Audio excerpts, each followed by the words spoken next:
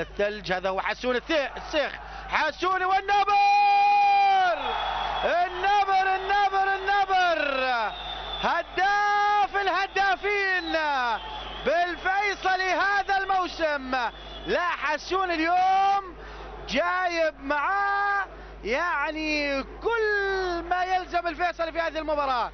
لمسات سحرية من حسون الشيخ يعود وتعود مع الأهداف الفيصلاوية بغزارة. شوف بداها الطيار، وحسون الشيخ مجرد لمسة بركبة القدم هيأها للنبر بدون تردد. يوسف النبر على الطاير، يسارية لا تصد ولا ترد.